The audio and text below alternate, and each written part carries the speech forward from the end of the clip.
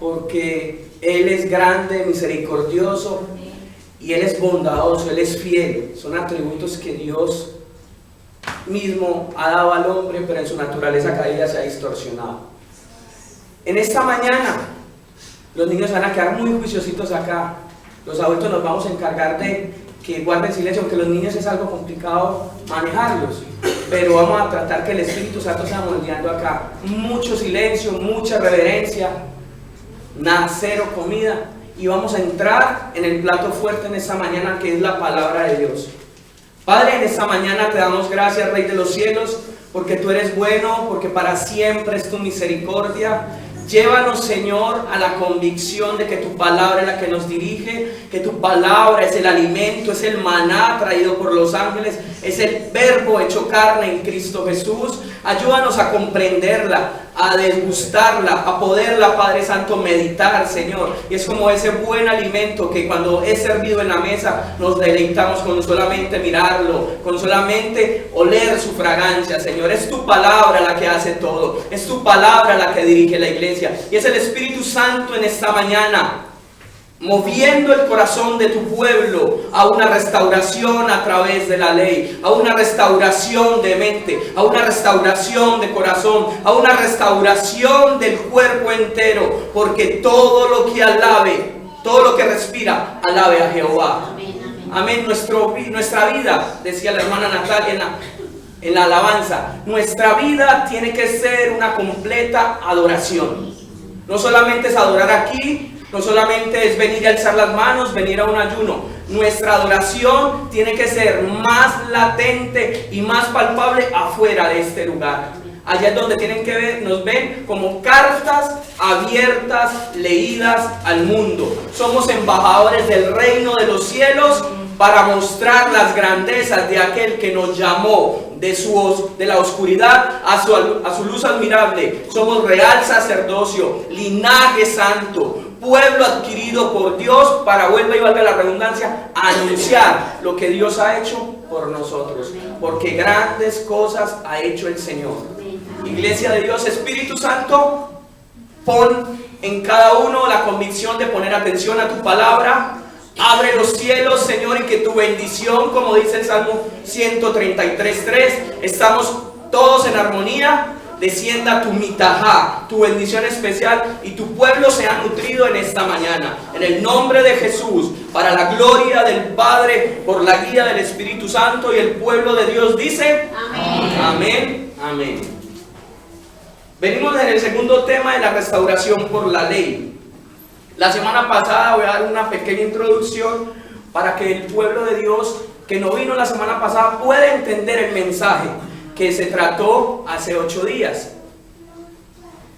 Hablábamos que hace 8 días el pueblo de Israel, desde que fue nación, desde que salió de Egipto con mano poderosa y prodigiosa de Dios, el pueblo tenía que ir a conquistar una tierra que Dios le había prometido en heredad a Abraham, su patriarca, después consolidada con Isaac y después traída con Jacob, el padre de las 12 tribus de Israel. Cuando Moisés muere, el Señor levanta a un gran líder y caudillo llamado Josué. Y Josué se pone a llorar y se pone a llorar, y el Señor dice: deja de llorar y levántate, porque ya Moisés ha muerto, y tú y esta generación conquistarán la tierra que yo les he dado por herencia, la tierra de los cananeos, de los heteos, de los jebuseos, de los filisteos y todos esos feos que hay alrededor de la iglesia de Cristo y del pueblo de Israel en ese contexto.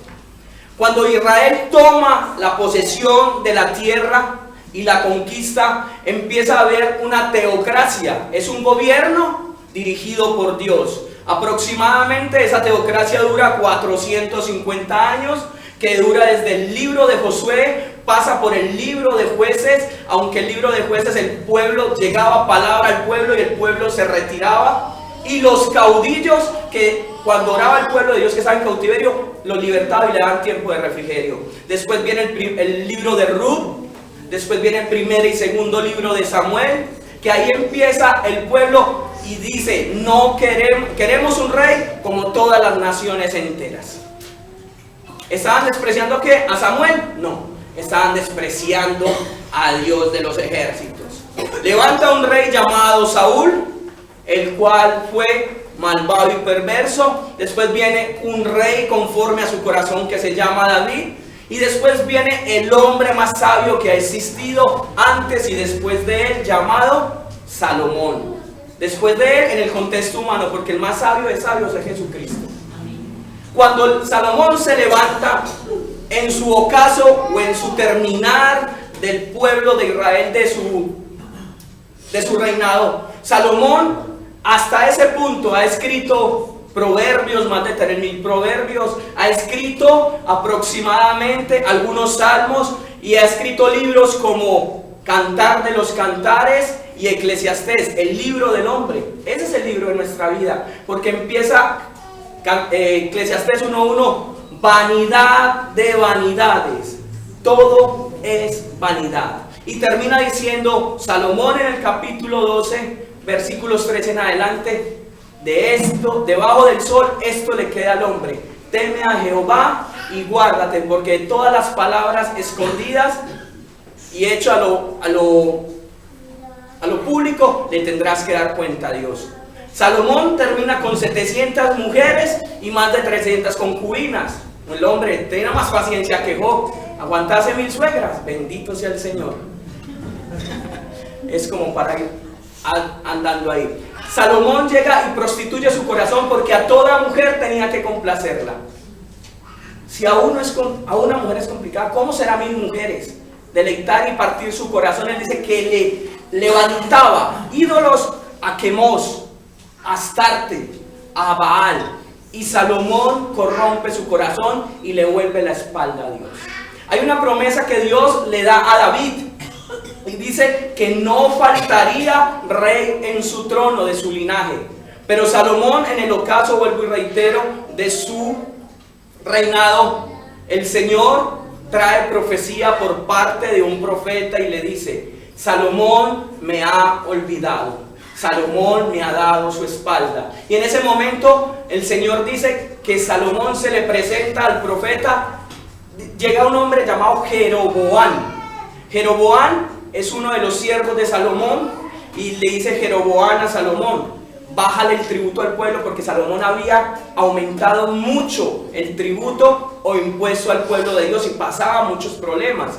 Entonces Salomón llega y no le presta atención a eso, y llega ese profeta y a Jeroboam le parte su vestido en 10 partes. Estas 10 tribus son entregadas para ti.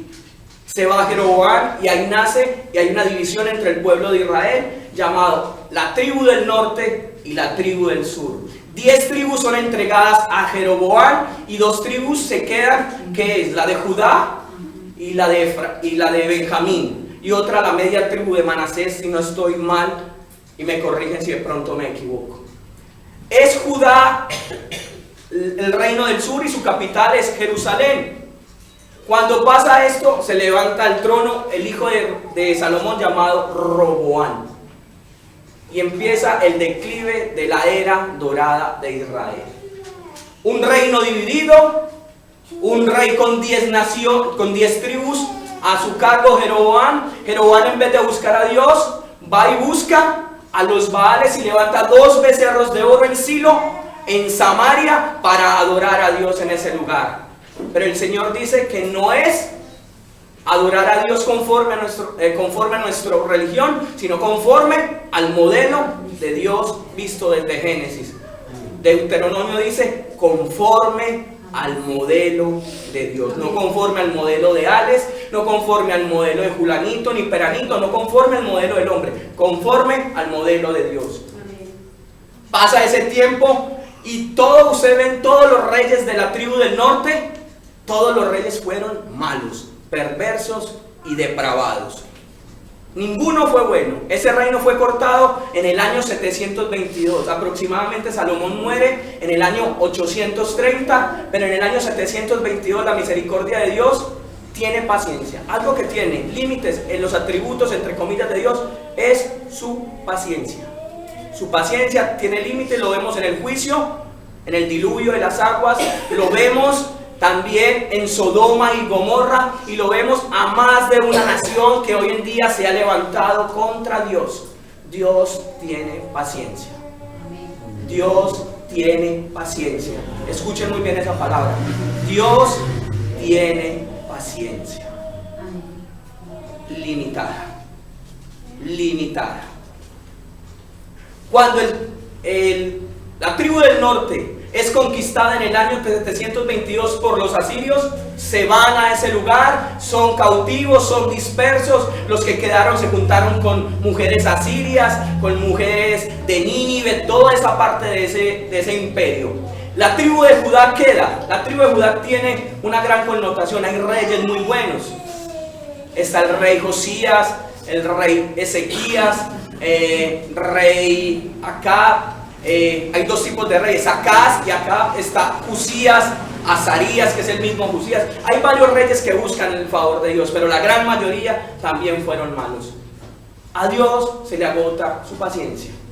En el año 586, antes de que vinieran los babilonios o los caldeos con el rey Nabucodonosor, llega profecía de Jeremías, profecía de Isaías, 120 años. Tú, Judá, te prostituiste como la primera hermana tuya. 120 años el profeta Isaías profetizó ese gran declive de la tribu de Israel, de la tribu de Judá, de la tribu del sur.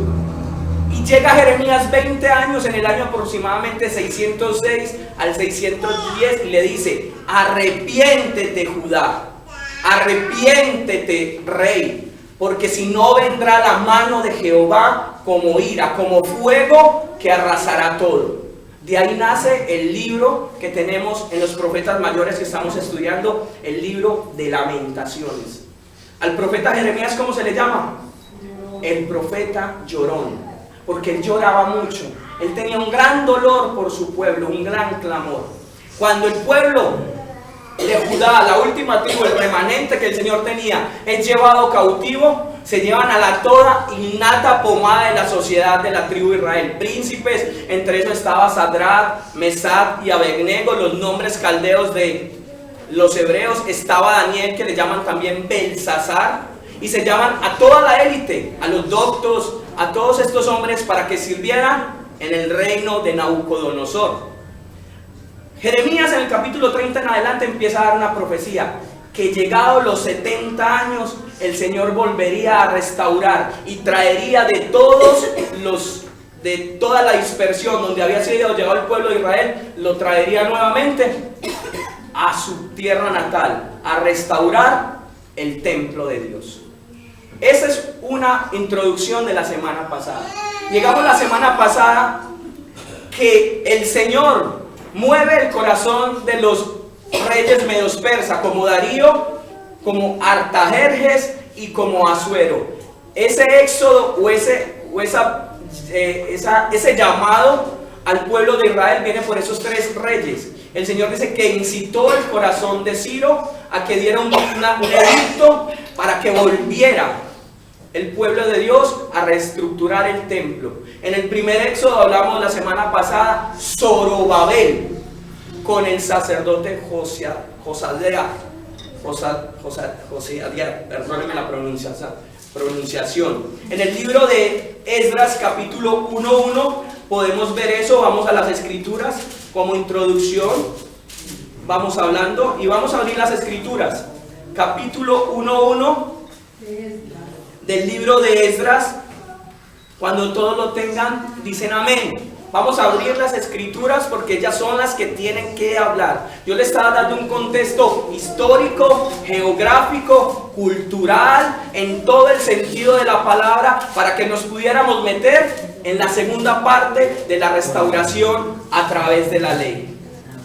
Esa restauración a través de la ley se hace en 3 periodos. El primero se hace a través de Zorobabel. Zorobabel, él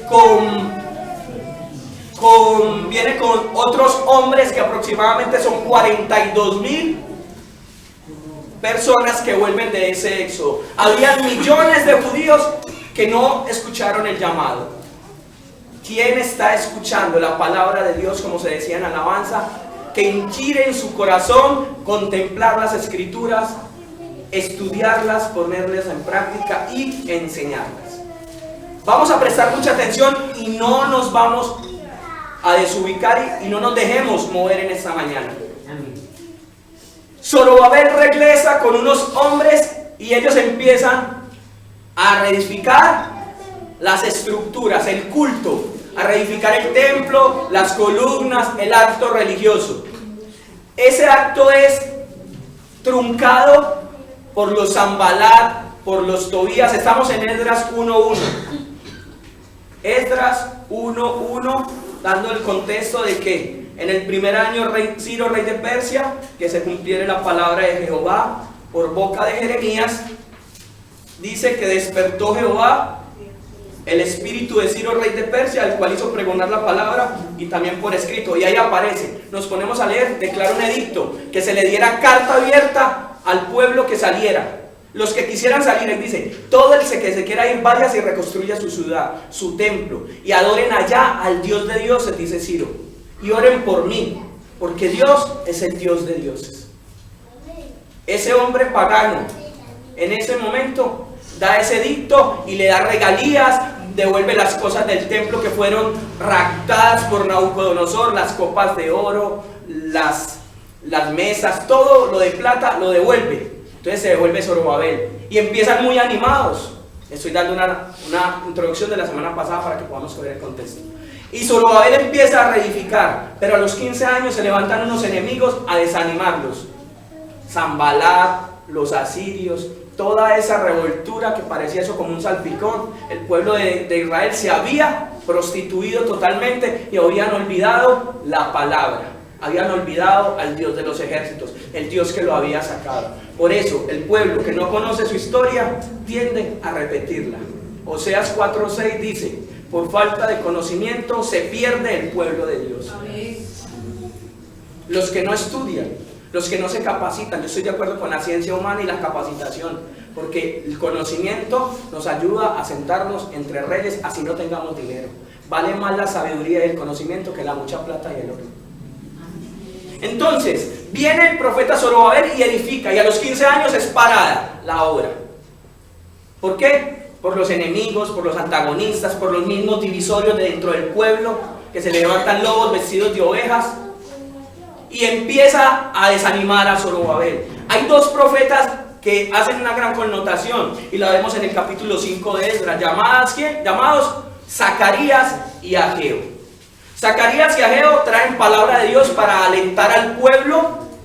Yo les estoy ayudando, mis hermanos, quedémonos en ese librito, ahí. Yo les estoy dándole el contexto. El Señor levanta a Zacarías y a Ageo. A Zacarías le dice, ve y dile al pueblo que no es con espada ni con ejército, sino con mi Santo Espíritu. Y Zorobabel, la primera piedra que puso, él la terminará para ponerla. Él terminará la última, porque lo que Dios empieza, lo termina hasta perfeccionarlo. Porque la obra que Dios empezó la terminará hasta que sea perfeccionado, dice Filipenses allá adelante, en el Nuevo Testamento. Llega el desánimo y llega el profeta Ageo y le dice, ustedes están preocupados por sus casas, por sus carros, por sus becas, por sus hijos, por esto, por eso y por esto, y mi casa está desolada. ¿Qué están haciendo ustedes? Vuelvan su corazón a mí. Y le dice el profeta Ageo 1:4 en adelante y les dice, ustedes siembran y no recogen, reciben su salario y se les va el saco roto. Ustedes trabajan y llegan al final del trabajo y no tienen sino cansancio. ¿Por qué? Porque me han olvidado a mí, el dueño del oro y la plata, el que todo lo da. Si ustedes vuelven a mí, yo soy el dueño del oro y la plata. Jehová de los ejércitos dice que esta obra postrera será más grande que la primera, porque muchos se habían desanimado después de ver el templo de Salomón. Muchos todavía estaban vivos desde pequeñitos y habían visto esa obra magnífica del gran templo de Salomón. Oro, piedras preciosas, la majestad. Esa es la tipología de la nueva Jerusalén, del nuevo templo que dio. Mucho más maravilloso será ese templo del Señor Dios cuando nos traiga a nosotros como gobernadores en el milenio juntamente con Cristo. Amén. Ellos se llenaban, no, es que esta casa no vale la pena. Hablaban, cantamos en alabanza, Dios no habita ya en un lugar de 4 paredes ni nada de eso. Dios habita en nosotros, la morada perfecta que restableció su unigénito Hijo, el Dios de dioses, el hombre que se tabernaculizó y se humilló a lo sumo y entre nosotros anduvo, decía Juan, y se humilló hasta la muerte y muerte de cruz. Dios restableció esta comunión, restauró el propio Jesucristo. Entonces a los 15 años se para la obra, pero llega un hombre después de Ageo y Zacarías, se levanta un hombre docto en la ley. En la alabanza hablaba la hermana Natalia, Esdras.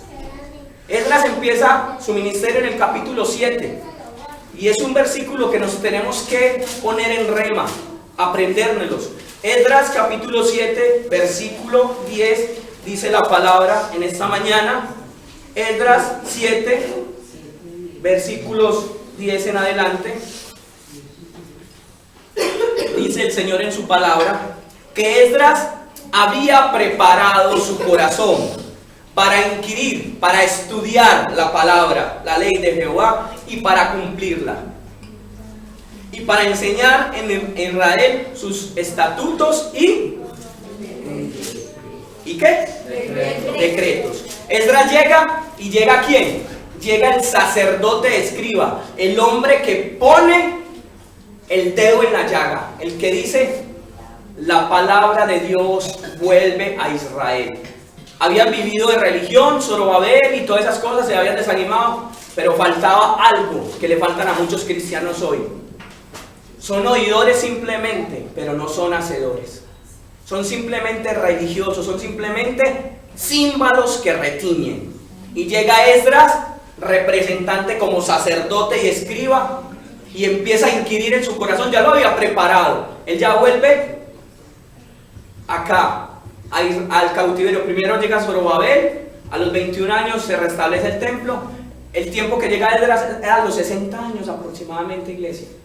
Este periodo de 3 éxodos con Esdras, con Zorobabel, Esdras y Nehemías, dura un proceso de 110 años. 110 años demora ese proceso. Muchos estamos demorando nuestra bendición por no escuchar la palabra de Dios, inquirir como Esdras y obedecerla. Eso le pasó al pueblo de Israel en Egipto, en el desierto. No escucharon los alientos de Josué y de Caleb. Esa tierra mana leche y miel. Creámosle, eso es pan comido, dijo Caleb. Pero le escucharon la voz de la multitud. La multitud no tiene siempre la razón. Vamos para donde dice Vicente. Por eso tenemos que discernir espiritualmente, a la luz de la palabra, todo lo que pasa en nuestro contexto físico. Porque tenemos el mejor ayudador que se llama el Espíritu Santo de Dios. Amén. Llega Esdras, empieza a enseñar la palabra, y vea lo que causa la palabra, iglesia. En el capítulo 10 de Esdras dice que Esdras, cuando esparce la palabra, versículo 1 terminando, dice que el versículo 2, que entonces respondieron todos los líderes de Elán, Jehiel, Secanías, y reconocen que han pecado contra Dios. Y terminando el versículo 2 dice: pues tomamos mujeres extrañas del pueblo de otra tierra, mas a pesar de esto aún hay esperanza para Israel. Y dice que se compungieron y lloraron amargamente. Uno, cuando la palabra lo confronta, tenemos que llorar amargamente. La alabanza decía esa forma: rasguemos nuestros corazones y busquemos la presencia de Dios, porque apartados de Él nada podemos hacer. Esdras es un hombre que llega como refrigerio para el pueblo de Dios. Estamos hablando de la restauración. Ahora sí vamos a entrar, después de haber dado un bosquejo de la semana pasada, y vamos a entrar a Nehemías capítulo 2, versículos. Vamos al capítulo, Nehemías está ahí adelantico de ese libro. Nehemías capítulo 2. Cuando todos lo tengan en ese capítulo, en esa topografía, dicen amén. Nehemías capítulo 2. ¿Estamos ahí? Amén.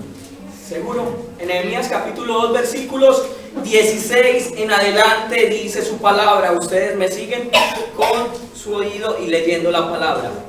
Y no sabían los oficiales a dónde yo había ido, ni qué había hecho, ni hasta entonces lo había declarado yo a los judíos y sacerdotes, ni a los nobles y oficiales, ni a los demás que hacían la obra. Les dije, pues, vosotros veis el mal en que estamos, que Jerusalén está desierta y sus puertas consumidas por el fuego. Venid y edifiquemos el muro de Jerusalén y no estemos más en oprobio.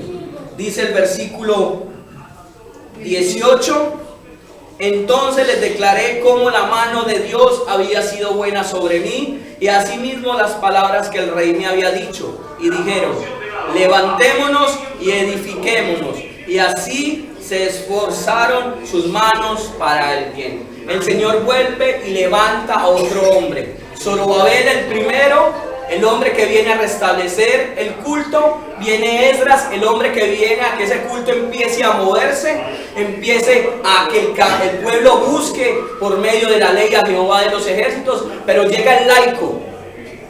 Nehemías era un laico. Nehemías no era el copero del rey. Allá, dice Nehemías 1:1, dice que era el copero del rey. Cuando era rey, un hombre llamado Asuero. Y dice en ese mismo libro que él oró al Señor cuando se presentó delante del rey. Es una oración espiritual continua. Esa oración duraría 5 segundos si acaso cuando iba con la copa al rey, porque su rostro estaba triste. Vamos a leer el libro, pongámonos a buscar en la Biblia ese contexto. Dice que se acercó con gran temor porque un copero no podía entrar en ese contexto allá triste delante del rey. Y dice que su semblante estaba decaído y el rey le pregunta, ¿por qué está tu semblante decaído? Y dice que Nehemías oró una oración de 3 segundos, que halle gracia delante del rey, y el rey le concede que vuelva. Nehemías vuelve a Israel. Entonces vamos a ver esta segunda exposición de la restauración a través de la ley, después de hacer un proceso y poderlos orientar a la iglesia en este día a que podamos sacar una aplicación espiritual de un contexto que pasó hace más aproximadamente de 3000 años. Estamos hablando aproximadamente de 3000 años sucedió eso. Y hoy Dios es más vigente y su palabra que el periódico de mañana. ¿Están convencidos de eso? Que hoy Dios y su palabra es más vigente que el periódico de mañana. Tenemos que estar convencidos de eso, como lo estaba Nehemías. Nehemías empieza un plan de trabajo. Él no le había dicho a nadie, él salió por la noche. Primer punto, plan de trabajo, lo vemos en los versículos 16, 17 y 18. Ya Esdras había confrontado al pueblo, el pueblo se había arrepentido, pero llegaba un hombre que era organizador. Nehemías empieza como gobernador. Necesitaban un gobernante que tuviera visión, que tuviera una trayectoria, que tuviera un plan dirigido por Dios, porque dice que la mano de Dios acompañaba ¿a quién? A Nehemías. Era un hombre copero, era un hombre de confianza, pero tenía una visión de reino. Buscad primero el reino de Dios y su justicia y todo será añadido. Iglesia, póngase esto entre ceja y ceja. Somos los que hemos nacido de nuevo, somos los hijos del Rey y tenemos la mente de Cristo. Tenemos la visión de Dios siempre y cuando escuchemos su voz. No endurezcamos nuestro corazón como Israel en Meribá, Salmo 95:7 en adelante. No endurezcamos nuestra cerviz. Y si nosotros con nuestro corazón dispuesto salimos de esos éxodos, como dice el pastor Juan Córdoba, salimos de ese cautiverio del evangelio leudado, salimos de esa connotación religiosa, carismática, llena de caer, revolcarse y esto y aquello, el Señor pondrá su mano sobre ese remanente que venga del cautiverio. Porque muchos se quedaron allá con casa, con carro, con beca, cómodos, pero no querían pagar un precio. ¿Son salvos? Sí, pero su honra a través del tribunal de Cristo. Hoy en la iglesia hay mucho conformismo. Hoy hay muchos creyentes que tienen todo, pero no quieren pagar un precio por la obra de Dios. En el tribunal de Cristo dice que será para salvación, no, para galardones. Y muchos no tendrán que ofrecerle a Dios allá. Sufrirán pérdidas, dice Romanos y dice Primera de Corintios. ¿Qué le vamos a presentar a Dios si Dios viene por su iglesia hoy? Obras en heno, en hoja y paja, que pasarán por el fuego y sufrirán pérdidas, o en oro, plata y piedras preciosas, que el fuego las refinará más y las hará brillar. Llega Esdras, empieza primer punto con un plan. Dice que se levanta de noche y que no le dice a nadie, y sale con algunos hombres, dice versículos 15, 16, 17 y 18, y empieza a inspeccionar el territorio y la gran labor que le tocaba. Habían unas murallas caídas, madera totalmente calcinada. No, el pueblo de Jerusalén no tenía defensa. Eso está la iglesia hoy en día. La iglesia no tiene defensas hoy. Llega cualquier mercantilista o mercenario o mutilador de la fe y le van abriendo las puertas la iglesia, porque no tiene un discernimiento espiritual, porque no tienen atalayas que conozcan la palabra, que inquiran como Esdras, y deja y hace hasta para vender ese hombre. Por eso hoy el evangelio de Dios es vituperado, es totalmente aplastado por la falta de testimonio.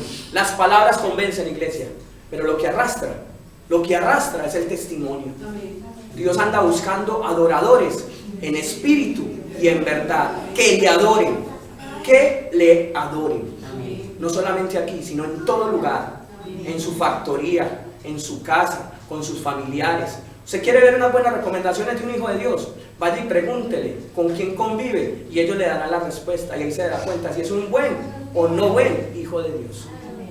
Esdras empieza y el plan, y mira, murallas decaídas, y empieza a mirar, grande labor. Y ese hombre no se asusta, empieza ¿a qué? Y tiene un plan de trabajo y empieza a observar qué es lo que tenía que hacer. Y eso lo vemos. Y él dice que en el capítulo 2 empiezan a reedificar. Empieza a repartir el trabajo para la restauración de las murallas. Aquí no hay egoísmos, aquí no hay envidias. Esdras dice, todos somos como un solo pueblo, porque la mano de Dios está con nosotros. Aquí los que queramos ser grandes, tenemos que servir. Y el mejor ejemplo es el maestro de Galilea. Siendo el rey de reyes, el señor de señores, llega y empieza a limpiarle los pies a sus discípulos como siendo el esclavo. El que quiera ser grande, ¿qué? Bájese de donde está, porque si no se baja, Dios lo baja. Eso sí, téngalo claro. El que no se humilla delante de Dios, Dios lo humilla, y cosas grandes caer en manos de un Dios celoso y viviente. Y viene hablando en el capítulo 2, en el segundo punto, después de que hace un plan de trabajo, de que pone manos a la obra, observa que se levanta oposición. Eso lo vemos en el libro de Esdras, capítulo 4, versículos 1, 2 y 3. Pasemos una página al capítulo de Esdras, capítulo 4, versículos 1, 2 y 3, y dice su palabra, para la gloria de Dios, dice su palabra. ¿Cómo que se me perdió el 4? Ah, no, aquí está. 1, 2 y 3 dice, después de que Nehemías, entiéndame, vamos conectando los puntos, vamos aquí en la palabra, vamos concatenando y amarrando la cadena. Nehemías llega y hace un plan de observación, empieza a andar de noche y nadie le había dicho. A veces nosotros somos muy rápidos para hablar, pero nosotros tenemos que, cuando nos llega palabra de Dios a nuestra vida a través de eso, cuando nos llega el mensaje de Dios, tenemos que meditarlo, empezar a degustar como degustar una comida. Yo a veces me caracterizo porque como muy rápido, pero entonces estoy ejerciendo un amplio, un dominio propio para poder degustar, un buen paladar. Eso hizo Nehemías, hizo un plan, observó y manos a la obra. Pero después de observar todo eso dice que llega la oposición. Versículos, capítulo 4, versículos 1. Y lo bueno es que todo el mundo trabajaba. Aquí en la obra de Dios se necesita, hay mucho trabajo y se necesitan personas que lleguen. Le digo, iglesia, acá ahora más que nunca empieza un nuevo camino, una nueva visión, una visión cristocéntrica, bibliocéntrica. Estas murallas van a ser esparcidas al norte, al sur, al este y al oeste y hasta el final de la tierra, porque eso es una promesa de Dios. Pero Dios necesita mujeres y hombres dispuestos. El que no quiera, hágase a un lado, pero no estorbe. Hágase a un lado el que no quiera servir para Dios. Hágase a un lado y no sea piedra de tropiezo. Porque si es piedra de tropiezo, el Señor dice que la pulveriza. El Señor dice que dice como martillo, dice Jeremías, que quiebra la piedra. O como fuego, que consume todo lo que hay alrededor. Y aquí lo muestra. Se levantan unos opositores y dice, versículos 1, que cuando vamos a empezar la obra se van a levantar oposición. Dice, cuando oyó Sanbalat que nosotros edificábamos el muro, se enojó y se enfureció en gran manera. Ahí tipifica ¿a quién? A Satanás y el reino de las tinieblas. El enemigo no está tranquilo con nosotros, iglesia. El enemigo no está tranquilo con ninguno de ustedes que buscan primero la mejor parte. Buscar de Dios en el domingo santo, en el domingo de reposo. Tenemos que honrar este día, porque es donde Dios viene y reúne a su asamblea universal en el planeta Tierra y viene a traer palabra que viene desde los cielos, que viene transmitida por el inspirador del Espíritu Santo de Dios, para que tomen aliento, para que se esfuercen y sean valientes y vayan y arrebatemos el reino de los cielos, porque sufre violencia, porque hay mucho cobarde, porque hay mucho desanimado, porque hay mucho que tienen los ojos puestos en las cosas de este mundo. Y dice el Señor que los cobardes, los incrédulos, todos aquellos sufrirán pérdida, para unos para galardones y otros de salvación. Estoy hablando del pueblo de Dios y de los que no han creído en Cristo. Dice que edificaron en gran manera e hizo escarnio a los judíos. Escarnio quiere decir que habló mal, blasfemó. Y hablando delante de sus hermanos y del ejército de Samaria. Oiga que Samaria era la capital de la tribu del norte, es decir, sus mismos hermanos se habían levantado. Perdón, es que usted dijo Esdras capítulo 4. No, Nehemías, estamos en el libro de Nehemías. Nehemías 4, 1, 2 y 3. Por eso le estoy prestando atención, iglesia. Présteme atención. Estábamos en el libro de Esdras para mirar el contexto de hace 8 días. Ya pasamos al libro de Nehemías, segunda parte. Tenemos que estar muy enfocados para no perdernos. 4 de Nehemías. Bueno, me disculpan entonces. Y habló delante de sus hermanos y del ejército de Samaria y dijo: ¿qué hacen estos débiles judíos? Muchos te creen débil y nos creen débiles.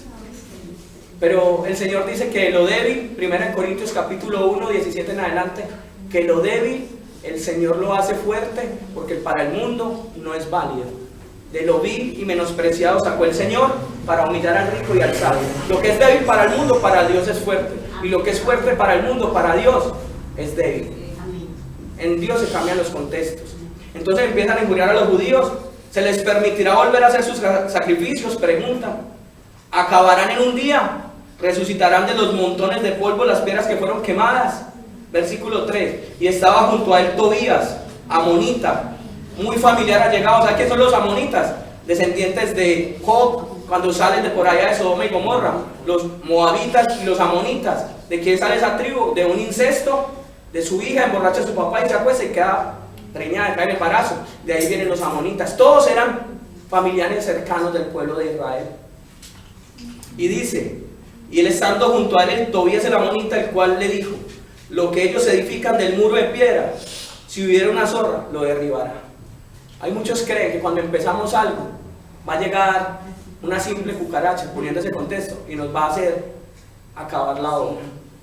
Yo no sé ustedes, hermanas o hermanos, o iglesia misionera del cuerpo de Cristo, pero yo tengo un Dios grande y poderoso, y Él no nos llamó para volver a retroceder. Solo los valientes, los que paguen el precio, eso heredarán los grandes galardones preparados para ellos. Son muchos los llamados, pocos los escogidos. ¿Entre cuál grupo estás tú? En arriesgar todo por Dios y ganarlo todo, o no arriesgar nada y puedes ganar el mundo, pero vas a perder todo. Siendo hijo, vas a pasar una vida en el desierto, una vida llena de enemigos en todo lugar, porque el Señor dice que santifiquémonos todos los días conforme a sus promesas, que crezcamos, no en lo material, porque cuando buscamos el reino de Dios y justicia, vamos a prosperar en todo el sentido amplio de la palabra. Sigue hablando. Segundo punto, se levantaron opositores. Vemos, pero hay una respuesta de un líder. Un hombre como Nehemías a la par con Esdras. Pero Nehemías me llama mucho la atención. No era un hombre que tenía llamado ministerial, así como un sacerdote, como un predicador. No, era un simple laico. Los laicos somos todos nosotros. Era un laico que viene de servir y viene a servir mucho más para la obra del Dios viviente. Y dice en la parte 3 que él ora para que Dios intervenga. No es en nuestras fuerzas, como decía el profeta Zacarías. No es con espada ni con ejército, sino que es con la fuerza. Y trabajar sin desmayar, ya que Dios hace lo imposible y nosotros hacemos lo posible. Vemos 3 partes ahí, en ese versículo 4, 5 y 6 que hace Nehemías en contra de la oposición. Estoy en el capítulo 4 de Nehemías, versículos 4, 5 y 6. ¿Estamos ahí? Amén. ¿Vamos entendiendo? Amén. No escucho, ¿vamos entendiendo? Amén. ¿Sí o no? Bueno, oye. Es Nehemías el que levanta una oración. Primer punto, cuando hay oposición tenemos que ir de rodillas a la presencia de Dios. No nos levantemos en nuestra carne, no nos levantemos con violencia, porque la violencia engendra violencia. Dejemos que Jehová es la venganza. Amén. Amén. Dice acá Nehemías, oye, oh Dios nuestro, que somos objeto de sus menosprecios y vuelven el baldón de ellos sobre su cabeza y entrégalos por despojo en la tierra de su cautiverio. ¿Qué hace primero Nehemías? Ora y pone todas sus cargas ¿en quién? En Dios, porque dice en Mateo 11, 25, 30, del 28 en adelante: venid a mí todos trabajados y cansados, que yo os haré descansar. Llevar mi carga, que es fácil y liviana. Tomen mi yugo, que es fácil de llevar y ligero. Cuando estemos con enemigos, cuando nuestros hijos se levanten, cuando nuestras familias más cercanas se levanten, llevemos todo a la oración. ¿A la oración de quién? A la oración de dependencia. Cuando Moisés levantaba sus manos en medio de los amalecitas, habían hombres que le sostenían, porque cuando Moisés bajaba las manos, Israel perdía, Israel claudicaba. Pero cuando hay un pueblo que ora y clama y búscame a mí, yo te responderé y te mostraré cosas ocultas que ni tu corazón conoce, ahí es donde Jehová de los ejércitos se deleita, en medio de la oración de la debilidad de sus santos. Porque diga el débil, fuerte soy. Nehemías ora, versículos 4 del capítulo 4 de Nehemías.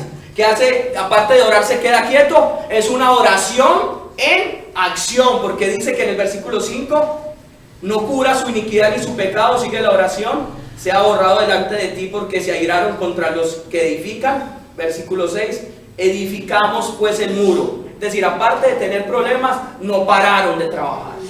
No se desanimaron como en el principio con Zorobabel. Siguieron adelante en medio del problema, siguieron adelante en medio de la turbación, porque dice que el ángel de Jehová acampa alrededor de los que le temen. Romanos 8:1 dice: ninguna condenación hay para los que creen en Cristo Jesús y andan conforme al Espíritu. Terminando en el versículo 35 del capítulo 8 de Romanos, dice: ni lo alto, ni lo profundo, ni lo porvenir, ni ángeles, ni principado, ni espada, ni nada cosa parecida nos podrá separar del amor de Dios, que es en Cristo Jesús nuestro Señor. Amén. ¿Quieres pelear la buena batalla? Llénate de la palabra. Llenémonos de la palabra. Palabra al almuerzo, palabra al desayuno, palabra a la comida, y todo lo que respire sea palabra. Palabra, porque Jesús se defendió en el desierto en las tentaciones. ¿Con qué? Con el escrito está. Los deseos de los ojos, los deseos de la carne y la vanagloria de este mundo, dice Primera de Juan, capítulos 2:15 en adelante, son efímeros. El enemigo te podrá zarandear, pero no te puede tocar si Dios no lo permite. Lo vemos en el libro de Job. Estamos haciendo una contextualización de toda la Biblia con este pasaje. Si no movemos la palabra, si no explicamos la palabra, es una palabra muerta que no va a tener efecto en nuestros corazones y en nuestras vidas prácticas. Entonces dice que trabaja, que ora y trabaja, y no le para problemas a nada. Él dice: vamos adelante, trabajemos y oremos, que con el, como dice el dicho, orando y con el mazo dando. Así viene esa palabra. Pues ellos ponen eso en práctica. Dice que después de que trabajaron, se armaron, Porque dicen los versículos del mismo libro, del 15 al 23 del capítulo 4, dice que cuando oyeron que sus enemigos, que lo habían entendido y que Dios había desbaratado el consejo de ellos, oigan, Dios había desbaratado ese consejo de esos hombres que se habían levantado. Dice que nos volvimos todos al muro, cada uno a su tarea. Desde aquel día la mitad de los siervos trabajaban en la obra y la otra mitad tenía lanzas, escudos, arcos y corazas. Y detrás de ellos estaban los jefes de toda la casa de Judá.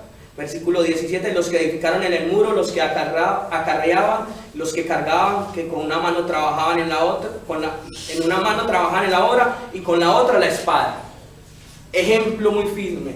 Ellos oraron y trabajaron y no se amedrantaron. Vieron la mano poderosa de Jehová que estaba con ellos, que les desbarató sus planes, y ellos con más ánimo, dice que ¿qué? Que con una espada trabajaban y que con la otra peleaban. Porque en el versículo 23 terminando dice Nehemías del capítulo 4: y ni yo, ni mis hermanos, ni mis jóvenes, ni la gente de guardia que me guiaban, nos quitábamos nuestros vestidos, cada uno se desnudaba solamente ¿para qué? Para bañarse. Es decir, vigilaban, ayunaban, trabajaban, y esto y aquello, y dele sin desmayar.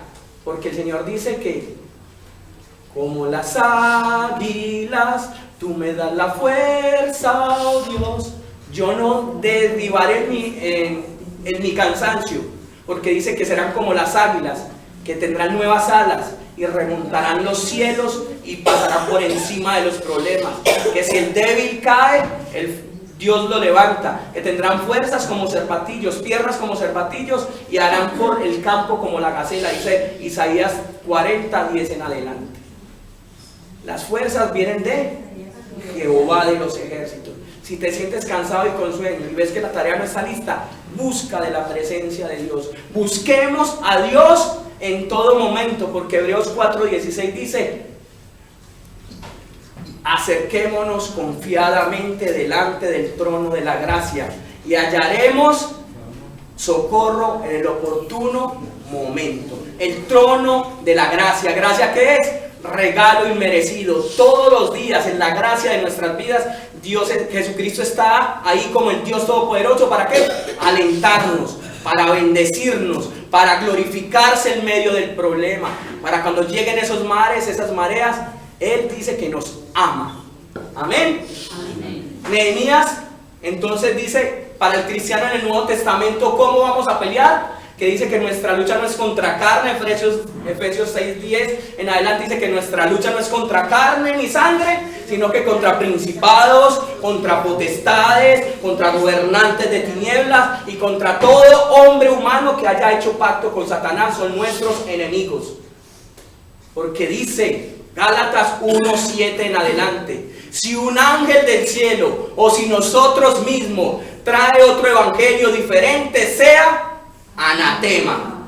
Todo lo que no tenga que ver con nosotros, según la palabra cristocéntrica, bibliocéntrica, la interpretación única que da el Espíritu Santo, dice que rechacemos toda doctrina que no tiene que ver con la palabra. Segunda de Juan, versículos 9 en adelante, dice que ni saludemos ni le digamos bienvenido a aquel que no anda con Cristo, porque el Espíritu de Dios no está en él. Dice su palabra. Entonces todos aquellos que se levantan, nosotros tenemos una coraza, una armadura de Dios. Efesios 6:12 en adelante, que se llama coraza de justicia, yelmo de salvación, cinturón de la verdad, sandalias aprestas del evangelio de Cristo Jesús, escudo de la fe y la espada de Dios. Amén. Esa armadura en todo momento tiene que estar puesta.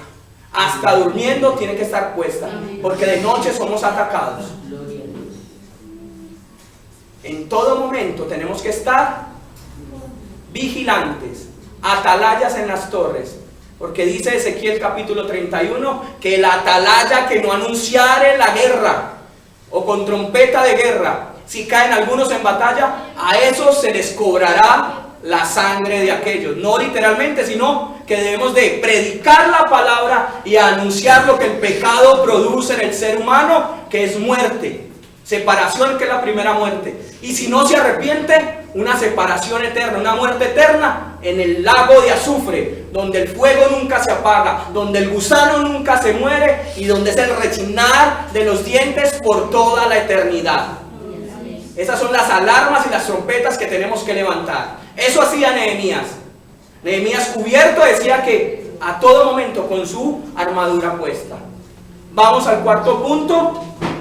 Hemos visto 3 puntos de este plan de restauración a través de la palabra. El primero es que tenemos que tener un plan. Plan de trabajo. Un plan en nuestras vidas. Los que estamos con economías fluctuantes tenemos que tener planes de reestructurar nuestras finanzas. Tenemos que tener planes de edificar nuestros matrimonios, los que están casados o los que están próximos a eso. Tienen que tener una visión cristocéntrica de la palabra. Tienen que tener un plan de apoyo y todo se haga en el tiempo de Dios. Amén. Hijos, hijas, padres, mujeres y niños. Eso es una obra para todos. Dios no hace acepción de personas. Dios no tiene complacencia con nadie, porque todos delante de Dios, dice Gálatas 3, que delante de Dios hombre y mujer, judío, griego, somos iguales. Pero Dios sí tiene amimados. Aquellos que buscan la presencia de Dios, como el apóstol Juan, era más de los discípulos más allegados, que se recostaba en su seno y fue el único de los discípulos que estuvo en la cruz del Calvario junto con las mujeres. Y a Juan se le dio la revelación de Apocalipsis. Tiene una gran connotación eso. Aquellos que me buscan me hallarán y verán cosas que ojo no ha visto y escucharán cosas que oído no ha escuchado. Amén. Sigue hablando. El cuarto punto, el segundo era, aparte del plan de trabajo, de las manos a la obra y observación, tiene un punto que es que cuando se nos van a levantar enemigos. Y los primeros enemigos van a ser los de ¿dónde? Nuestra casa. Oigan pues, pero no son ellos, son los principados, potestades y todas las personas que hacen parte del reino de las tinieblas, que no han sido regeneradas por la palabra.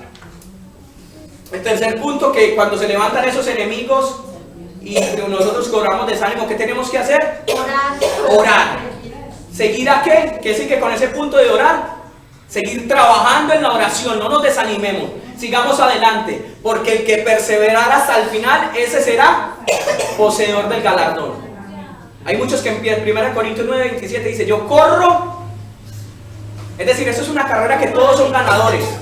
Yo corro, yo no golpeo mi cuerpo como golpear al viento, dice 1 Corintios 9:24 en adelante. Pablo pone eso como una carrera, como la carrera de los Juegos Olímpicos grecorromanos, el atletismo. Hay muchos que corren por una corona corruptible, pero nosotros estamos corriendo por una corona incorruptible, que es decir, que no se contamina. Es una corona que a muchos no les va a ser entregada, la corona de la vida. Tienen la salvación, pero a muchos la corona de la vida no les va a ser entregada, porque hay 5 coronas. Corona de vida, corona de justicia, corona inmarcesible, coronas por ganar almas. Pero muchos, ahí en el tribunal de Cristo, no van a atender ni ser coronados por el Rey, solamente tendrán su salvación y ya. Cosa grande es esa, mis amados, que nos llama a perseverar en la predicación del Evangelio y a ser discípulos en el nombre del Padre, del Hijo y del Espíritu Santo, esforzándome, porque vale la pena servirle a Jesús. Amén, amén. Amén. Hay 5 galardones para los creyentes. ¿Te has ganado un alma en este año para Cristo? Intercedes todos los días con temor y temblor. No solamente es diezmar y ofrendar, no solamente es venir a la iglesia, es tener un culto racional aquí y de donde vayas. Que sea sal y luz de la tierra. Entonces oraba, trabajaba y siempre nos tenemos que mantener armados con esta palabra. En todo momento, cuando dice que la palabra de Dios, en la armadura de Dios, no es tener la Biblia bajo el sobaco. Ahí habla de la palabra. Hay 2 tipos de palabra en el Nuevo Testamento y en la Biblia, que está la palabra logos, que es la palabra que sale de Dios, el Ruach Kadosh, el Espíritu Santo. Ruach Kadosh es la palabra que sale de Dios, o cuando aquí en la Reina Valera aparece, cuando Jesús habló, aparece en rojo, y está la palabra Rema, la palabra que guardamos en nuestro corazón, en la intimidad con Dios, en el momento de la prueba. ¿Qué le tienes que responder tú al problema? O huyes del problema y desconfías de un Dios que puede traspasar todos los problemas y llevarte a la gloria eterna hoy.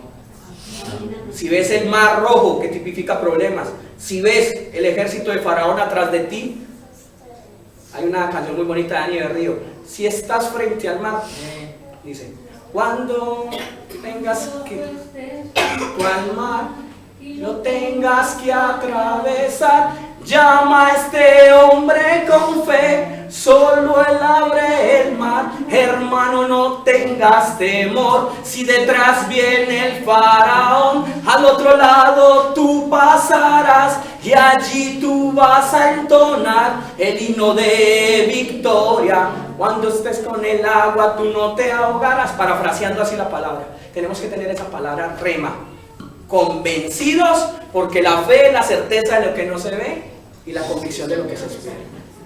Amén. Esa es la fe. Nuestra fe no es sino con obras. Cuarto punto, cuando se levantan los problemas hay que orar, eso y todo, pero también hay conspiraciones. Conspiraciones. Hay muchos que a nuestras espaldas conspiran contra nosotros. Primero es Satanás y sus secuaces, y él utiliza personas que conspiran contra nosotros en la misma iglesia, en la misma casa. ¿Por qué? Porque esas personas que conspiran tienen un propósito en nuestra vida y es de bendición, tratar nuestro carácter. Pero muchas veces esos conspiradores han vendido sus almas al mejor postor. Siendo creyentes, se dejan comprar por las regalías del mundo, y los vemos en los versículos del capítulo 6 del 1 al 14. Conspiradores de nuestra misma sangre, conspiradores de nuestras mismas asambleas, porque el peor enemigo de la iglesia cristiana siempre ha salido de sus filas. Apóstatas o creyentes que tienen celos y envidias ministeriales. Eso le pasó a Nehemías con Esdras en la restauración del templo. Capítulo 6, versículos del 1 al 14. Yo no me voy a extender en esos 14 versículos, pero les voy a nombrar algo para que tengan contundencia, que la palabra que sale de mi boca es palabra de Dios. Aquí dice que cuando oyeron Sanbalat, Tobías y Gesén el árabe, voy a ir rapidito para que me entiendan, y los demás de nuestros enemigos, que yo había edificado el muro y que no quedaba en el portillo, aunque hasta aquel que no había puesto las hojas en las puertas, Sanbalat y Gesén enviaron a decirme: ven y reunámonos algunas de las aldeas en el campo de Ono. Mas ellos habían pensado en hacerle mal. Versículo 3. Dios trunca los caminos de los que quieren tocar tu vida. Dios trunca los caminos de aquellos que te buscan para matarte. Porque no es el hombre, porque dice Isaías 55:14, dice que arma forjada por hombre no prevalecerá contra sus pueblos. Las puertas del Hades no prevalecerán contra su iglesia. Si el Señor no permite que toquen tu vida, puede levantarse hasta el mismo Adolf Hitler de su tumba con todo su ejército y todo su holocausto nazi, pero si el Señor te tiene para victoria, o nos tiene para terminar una obra que Él empezó, eso se hace porque la palabra de Dios es como roca fuerte, porque es para siempre, de la eternidad hasta la eternidad. Sigue hablando que envió mensajeros para que la gran obra, no grande obra, sino gran obra, y no pudiera terminarse. Entonces él dijo en el versículo 4, me enviaron a mí con el mismo asunto hasta 4 veces y le respondí de la misma manera. Es decir, Nehemías nunca se dejó desmayar, nunca dejó de claudicar en la visión puesta, porque tenían los ojos puestos en Cristo Jesús, el autor y consumador de la fe. Puestos los ojos, iglesia, en Cristo Jesús, porque Él nunca nos va a dejar mal, Él nunca nos va a dejar en vergüenza. Tenemos que tener nuestros ojos puestos en la palabra, y lo que diga la palabra, hacerlo. Versículo 5 dice que entonces Sanbalat envió a su criado para decir lo mismo por 5ª vez en una carta abierta en su mano, en cual estaba escrito, dice unos párrafos, versículo 7, y que ha puesto profetas que proclamen acerca de ti en Jerusalén. Es decir, esos hombres, Sanbalat, Tobías y el árabe, contrataron a profetas del mismo pueblo que habían llegado del cautiverio. Hay muchos que venden sus almas por las migajas de este mundo. Pues yo te digo, iglesia, no cambies al Dios de los ejércitos por un placer de lo que te ofrezcan afuera. Seamos leales y guardémonos las espaldas. No conspiremos, porque cuando conspiramos contra nosotros mismos, nos estamos afectando y le estamos haciendo daño. ¿A quién? A Cristo, porque Cristo es la cabeza y nosotros su cuerpo.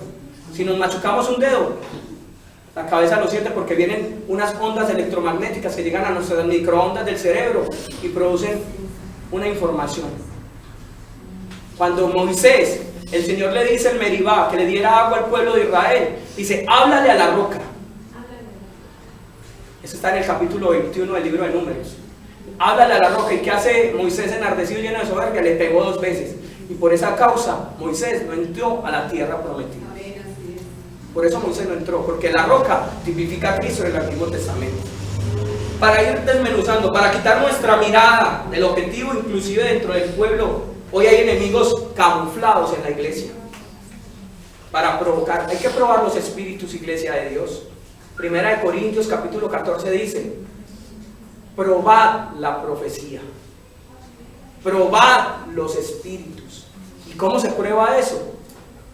Llenándonos de palabra, llenándonos del Espíritu Santo. Y sed llenos, dice Efesios 5:18, y sed llenos del Espíritu Santo. ¿Y cómo somos llenos del Espíritu Santo? Dice Colosenses 3:16, que abunde, que sobreabunde la palabra de Dios en vuestro corazón. Colosenses 3:16, Efesios 5:18. Porque cuando abunda la palabra del corazón, en la palabra de Dios en nuestro corazón y en nuestra vida, somos como catadores de vino, que con una gotica de vino que probemos, con una mirada, que está el discernimiento espiritual, miremos hacia las personas, vamos a captar si esta profecía es de Dios, si esta persona viene con buenos, porque el Señor dice que desnudará el corazón por medio de su espíritu a aquellos que están como líderes y pilares en la obra de Dios. Eso se llama estrategia militar.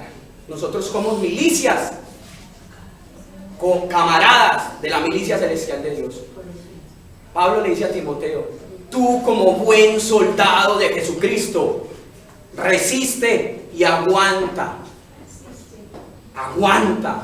Predica a tiempo y a destiempo. Eres como el labrador, siembra, que en su momento recogerás lo que has sembrado para Dios. Porque el que a Dios le da, al que al pobre le da, a Dios le presta. Dios paga y paga en abundancia. El quinto punto para ir cerrando, iglesia de Dios: el triunfo de la tarea realizada en medio de la hostilidad. Cuando estamos en esos 4 puntos, tenemos un plan de trabajo, tenemos las manos a la obra, observación de todo lo que hay que hacer. Cuando se levanta la oposición, cuando en la oposición nosotros oramos, trabajamos y nos armamos con la palabra de Dios. Cuando conspiran contra nosotros y resistimos, dice que hay una gran paga, el triunfo de la obra hecha. Nehemías, en el capítulo mismo del versículo, dice en el versículo 18 de este capítulo 6, después de la conspiración, dice la palabra 15:23, perdón, 15:23. Del 15 al 23 están todas esas cosas, que hubo conspiración y todas esas cosas. Sigue hablando la palabra, que ellos no desmayaban. 23 en adelante sigue hablando y hablando. Y dice que esta obra, en el versículo 17 del capítulo 5, versículo 17, que en 52 días, 17 dice, además 150 oficiales, y los prepararon también, y nunca se dijo: acuérdate de Dios. Tobías, Sanballat fueron estimados, Eliud yo había sanado. Asimismo que aquellos días hubieron muchos con Tobías, por cuanto Judá se había conjurado, y terminaron la obra. En el capítulo 5 y 6 dice que esa obra, que se demoró casi aproximadamente 80 años, que lo comenzó con Zorobabel, que siguió con Esdras, y Nehemías llega como laico en el capítulo 5 y 6. Yo les voy a dar la cita que no la apunté acá. 6:15, gracias mi hermana. Dice que fue terminado pues el muro el 25 del mes Eliud en 52 días. Muy bien, gracias, sí, aquí está pues, lo que dice. Muchas gracias. Dice que en 52 días Nehemías reconstruyó lo que se habían demorado casi en 80 años. Hermanos, el triunfo ya está dado por Cristo en la cruz. Para hacer, después de observar el texto y hacer una interpretación en pocas palabras, dice su palabra, interpretarlo, lo que vimos el miércoles. Cuando vamos a acercarnos al texto, tenemos que hacer observación, interpretación y aplicación. La interpretación es sencilla: que en medio de la restauración, por medio de la palabra, se presentan altercados de toda índole, pero hay que poner nuestras cargas en Dios y Él responderá. Cuando somos obreros y obreras diligentes, lo que muchos han tardado en muchísimos años, Dios dice que en un abrir y cerrar de ojos, todas las cosas son hechas nuevas. Lo que se demoró Zorobabel, Esdras, por haber conciliado muchas cosas y haber permitido todas otras cosas, Nehemías lo duró en 52 días con ejemplos prácticos. Lo religioso no sirve, lo espiritual, lo místico tampoco. Dios busca es oidores de su palabra y hacedores de ella. Amén. Lo que se nos demore mucho tiempo, 20 años, podemos cargar con muchas cargas, 30. Pero el Señor, en menos de este resto de año, Él puede aligerar las cargas de muchos de nosotros. Pero tenemos que poner en práctica esos puntos que hemos visto. Porque el mejor ejemplo de todo eso es Jesucristo. Jesucristo vino con una cruz marcada a sus espaldas y con una muerte sentenciada igual que nosotros. Pero Él venía con una gran hambre y nunca desmayó. Siempre buscaba a su Padre en oración. Siempre cayó como oveja, Isaías 53, como ovejas, enmudeció, y como oveja fue llevada al matadero y nunca, desde Getsemaní que empezó a sudar sangre y gotas de sangre, nunca le dijo, sino que le dijo: Padre, si puedes en tu voluntad, haz de mí que pase esa copa que iba a beber Cristo. Esa muerte en la cruz es nada más y nada menos que la inmundicia del pecado de la humanidad pasada, presente y futura. Eso fue lo que vivió Cristo por usted y por mi, iglesia de Dios. En Cristo se derramó la ira total del Padre sobre su Hijo. Por eso, en esa hora del Calvario, todos hemos muerto al pecado. Y en esa resurrección, todos los que hemos creído en Él, resucitado en vida y vida eterna. Es Cristo el ejemplo a seguir. Yo soy el camino, yo soy la vida y yo soy la verdad. Porque todos tenemos que llevar una cruz, pero esa cruz se hace liviana a medida que nos despojemos de esta humanidad y vivamos en el Espíritu conforme Dios quiere que vivamos. Inclinemos nuestros rostros y digámosle a Dios en esta mañana que Él es bueno, que para siempre es su misericordia, porque Él va de gloria en gloria, de poder en poder y de victoria en victoria. Padre de los cielos, yo te pido en esta mañana que a la iglesia misionera, el cuerpo de Cristo, nos vayas dotando, Señor, de estos atributos o de estos dones que tenía Nehemías: plan de trabajo, organización, observación, ahínco para trabajar en medio de las pruebas. Que nos ayude, Señor, en medio de la oposición, confiar en ti, Señor. Que nos ayudes a orar y a no desanimarnos, sino que oremos, trabajemos y nos armemos con la palabra de Dios. Te pido que en medio de tanto trabajo y estemos armados, se levanten conspiraciones secretas contra nosotros. Tú, Dios de los cielos, permitas que nosotros podamos andar confiados porque tú eres nuestro guarda a través de tu Espíritu Santo.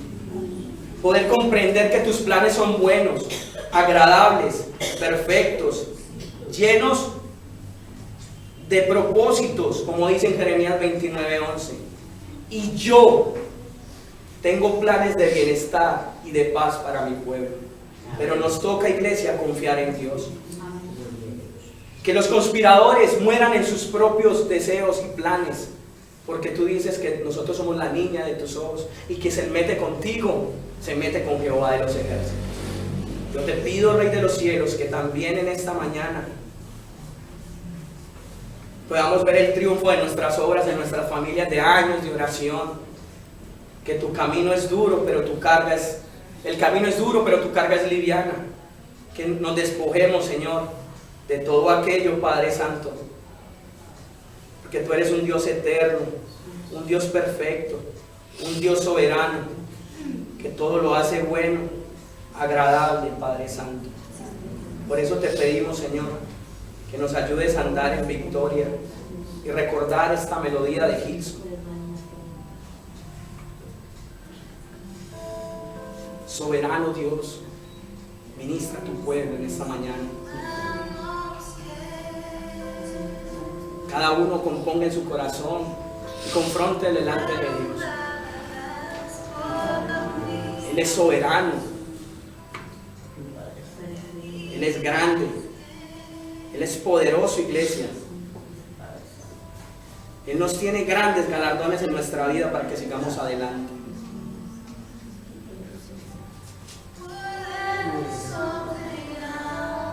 Es hora que nos levantemos como Nehemías.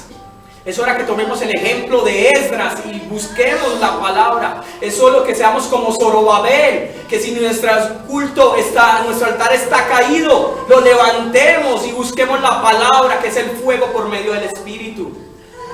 Porque Él es el Rey de la creación, Él es el Rey de los cielos, Él es el Rey de lo invisible e invisible. Y le dice en medio del dolor de la muerte a María y a Marta: no te he dicho que si crees verás mi gloria. No te he dicho que si me buscas me hallaréis. No te he dicho que si tocáis la puerta te abriré. No te he dicho que si llamas te escucharé, que si pides te daré. Pero tienes que menguar para que yo crezca. Tienes que buscarme con ahínco. Tienes que buscarme en medio de la debilidad para fortalecerte. Hoy el Señor nos confronta a que pasemos todos esos puntos y podamos ver la victoria en el final del túnel y ver esa luz y poder decirle: benecer, benecer. Hasta acá nos ha traído el Señor, iglesia de Dios. Cantémosle al Señor con alegría. Dios del universo, Salvador eterno. Esa es la palabra que tiene que abundar en nuestro corazón. Esa es la palabra, iglesia, que en esta mañana el Señor trae en su segunda conferencia. Porque Él nos ama, porque Él es bueno y para siempre su misericordia. Que esa palabra no quede en saco roto. Que esa palabra sea grabada en el nombre de Jesús en nuestros corazones como punta de diamante. Y que esa palabra, como dice en Hebreos 4:12, que es palabra de Dios que traspasa y corta y divide el espíritu y el alma y discierne los pensamientos hasta el tuétano de los huesos.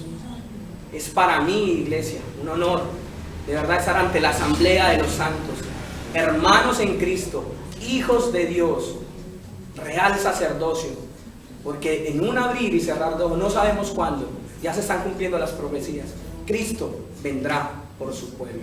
Amén y amén. Sigue la hermana Dorita.